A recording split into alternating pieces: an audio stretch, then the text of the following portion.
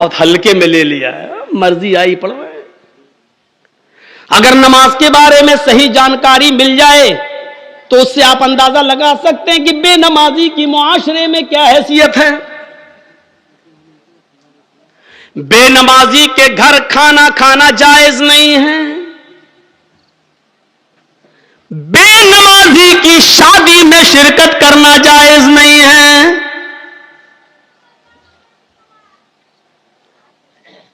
اگر کسی لڑکی کی شادی کسی بے نمازی سے ہو جائے تو اس لڑکی کا بے نمازی پتی کے ساتھ رہنا جائز نہیں ہے۔ سمجھائے، مانتا ہے تو ٹھیک ہے، نہیں مانتا تو الگ ہو جائے۔ سوال یہ ہے کہ وہ طلاق نہ دے تو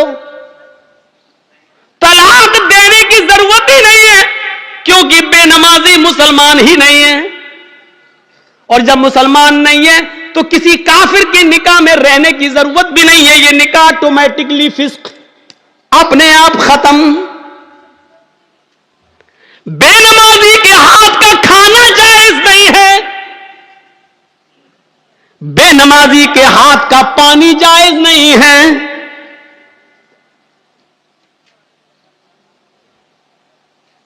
بے نمازی اگر مر جائے تو اس کی نماز جنازہ پڑھنا جائز نہیں ہے۔ بے نمازی اگر مر جائے تو اس کو مسلمانوں کے قبرستان میں دفن کرنا جائز نہیں ہے۔ کیا کیا بتاؤں؟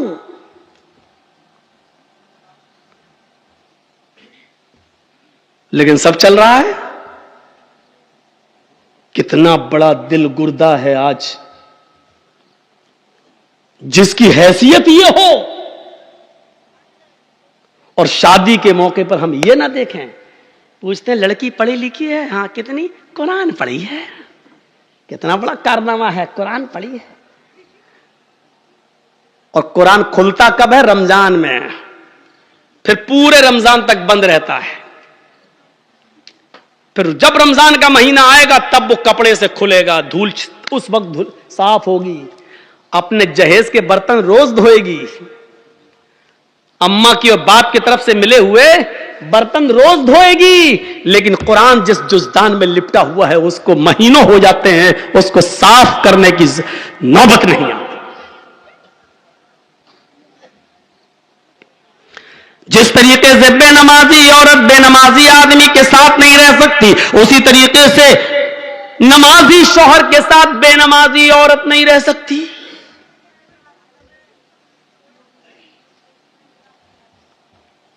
دیکھ رہے ہیں آپ، ان نبیوں پر بھی نماز فرض تھی۔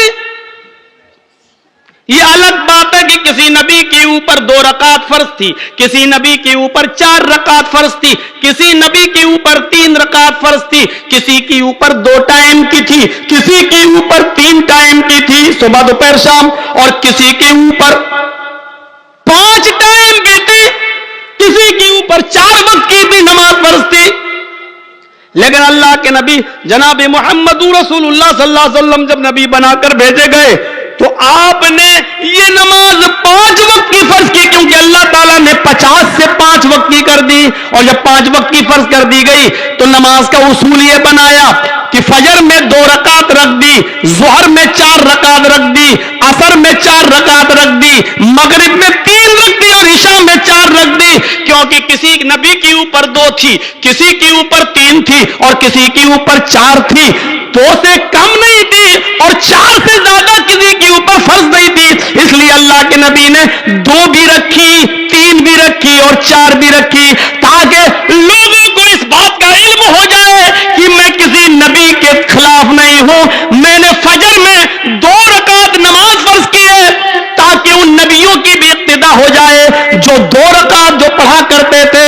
3 رکعت بھی میں نے مغرب میں رکھ دیے، کیونکہ کچھ نبیوں پر 3 وقت 3 رکعت فرض تھی، تو میں نے ان کو کی 3 رکعت بھی رکھ دی تاکہ اس نبی کی سنت بھی زندہ ہو جائے۔ اور جن نبیوں پر 4 رکعت فرض تھی ہم نے ظہر، عصر اور عشاء میں 4 رکعت فرض کر دی تاکہ اس نبی کی سنت پر بھی عمل ہو جائے۔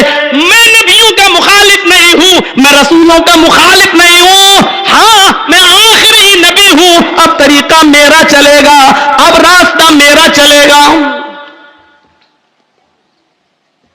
دنیا میں تین ہی قسم کی مخلوق ہے.